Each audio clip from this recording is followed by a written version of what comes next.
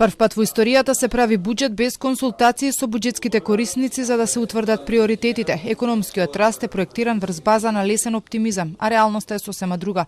Почна расправата за новиот буџет за идната година. Опозицијата со силни критики за кроењето на државната каса. Велат од бројките може да се види дека нема да биде запазена дисциплината на трошење.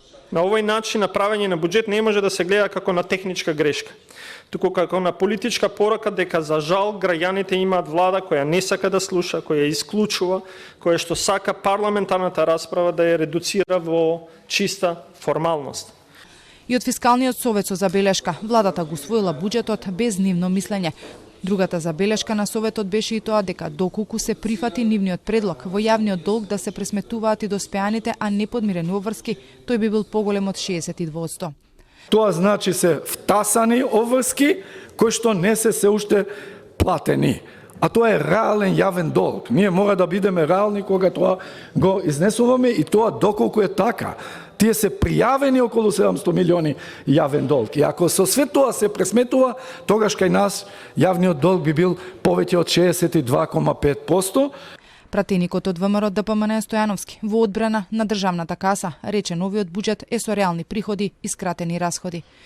Повеќе нема буџети направени за партиски маркетинг, има буџет за развој. Повеќе нема хаос, има план. Повеќе нема голи ветувања, има конкретни капитални проекти, рокови и бројки. Министерката Кочовска пак, која го образложи буџетот пред пратениците, рече дека тој ќе обезбеди стабилност, раст и инвестиции. Секој денар од народните пари е планиран со цел да обезбеди максимален ефект за граѓаните и економијата при строго почитување на буџетските лимити и со цел да се постигне намалување на буџетскиот дефицит и постепено усогласување со фискалното правило од 3%. Со предлог буџетот, владата идната година планира да потроши над 6,7 милијарди евра, а да собере 6 милијарди евра. Повеќе пари има за плати и пензии, помалку за социјални трансфери. Проекциите се дека економскиот раст ќе биде 3,8%, дефицитот над 630 милиони евра, приближно колку што е предвидено за капитални проекти, каде има кратење.